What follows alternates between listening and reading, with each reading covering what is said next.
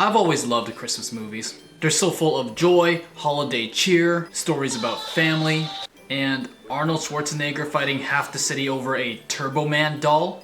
That's right, folks. Today we are talking about Jingle All The Way. A movie that is so bizarre it will have you thinking, how much eggnog were those writers drinking? And can I have some? Starring Arnold Schwarzenegger and Sinbad, who we all know from that definitely real, totally not a fever dream 90s Shazam movie. Jingle All The Way is a completely unhinged yet heartwarming story about two men who are desperate to be good parents in a race against time, other desperate parents, criminal Santa cartels, all culminating in a Transformers-esque battle, because nothing says Christmas like two men duking it out over a plastic action figure. Truly heartwarming stuff. The movie starts off with what looks like a Power Rangers fight scene in which Turbo Man and his sidekick Furry McFurface team up to fight the bad guy and save the day. But it turns out this was just a scene on TV, being watched by none other than young Anakin Skywalker himself. You know, before the Phantom Menace ruined his career. To preface this, he does play one of the most entitled and spoiled brats I have ever seen in a holiday movie, or actually just any family movie in general. So keep that in mind as we move along. And before we continue, a word from our sponsor, Turbomania. I'm just kidding. But Turbo Man is an absolutely insane phenomenon in this universe. And I won't be surprised if they were like the Raid Shadow Legends of their world, because they are seemingly everywhere. So Turbo Man is what happens when you take Buzz Lightyear, give him some Red Bull and strap a rocket launcher on him, which is absolute chaos. And this toy is spreading as fast as Grandma's fruitcake at the potluck. Like, with the way that Turbo Man is hyped up in this movie, especially with the big Turbo Man parade, you would think that Christmas is celebrating his birthday. Okay, hear me out, alright? If we had Turbo Man in real life, there would be world peace. Forget the UN, just give every country a Turbo Man. Problem solved. Remind me to never get into politics. We are then introduced to Howard, played by everyone's favorite hulking Austrian, who is some sort of salesman? Don't you forget, you're my number one customer. You're my number one customer. Oh, Arnold, but they can't all be your number one customer. Because you told me that I was your number one customer, okay? So who are all these other people? So we're set up that Howard is a workaholic as he rushes to his kid's karate recital belt ceremony? I honestly don't know what's going on. And getting a speeding ticket as a result. While there, his wife sits next to Phil Hartman, RIP, a newly single dad who is getting hit on by all of the hot single moms looking for love in his area. Back to Howard, he is clearly a dad trying to do his best here. He's trying to be there and provide for his family, but his spoiled brat of a son won't have it and is basically like, if you don't give me a Turbo Man, I will hate you forever. How about this, huh? You can't do that anymore. As it gets ever closer to Christmas, Arnold realizes that he still hasn't gotten his hands on a Turbo Man toy. And this scene is hilarious. I'll just let it play out. You got it right away. Good, because at this point they'd probably be impossible to find. I have to pick up the DOLL. I left it there by mistake. Arnold, he's like 9, okay? He knows what a doll is, okay? And how dare you call Turbo Man a doll? You took that back? We then follow Howard at the toy store, where we are introduced to Myron, a mailman who I swear is about to go postal over this toy. In fact, he goes on a semi-sensical rant before he starts choking the shit out of the lady next to him for no apparent reason. Holiday cheer. The store then opens, and as someone who used to work in retail, this is actually pretty accurate.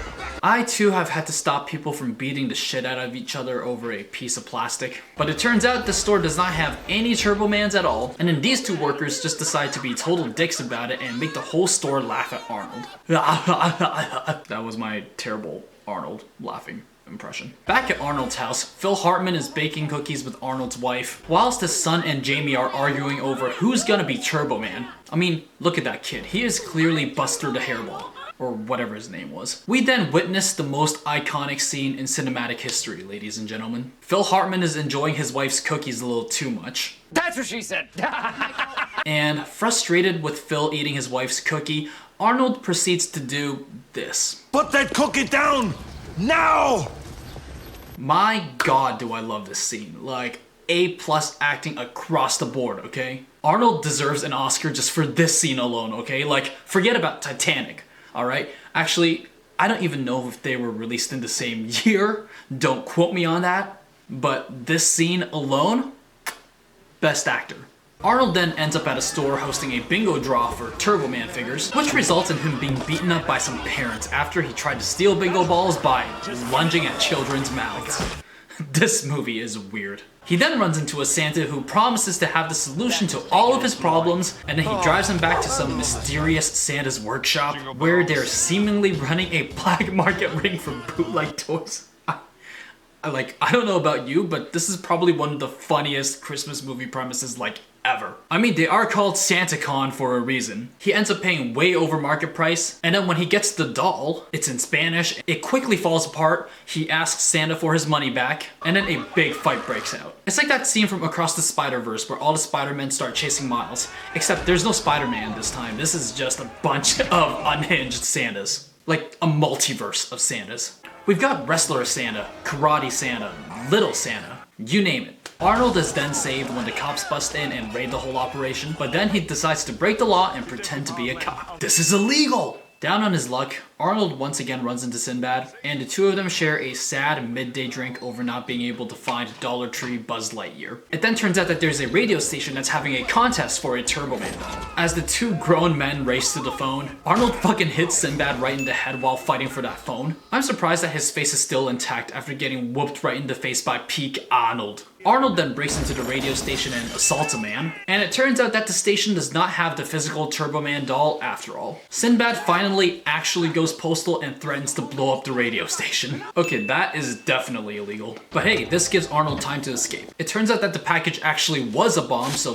double illegal. And by the looks of it, probably a couple of counts of homicide. But nope, everybody lives, so I guess it was just fireworks or something. Like, that dude looks crispy. Arnold finds out that Phil Hartman actually has a Turbo Man and proceeds to break into his house. He then has a change of heart when he finally picks up the toy and realizes, you know what?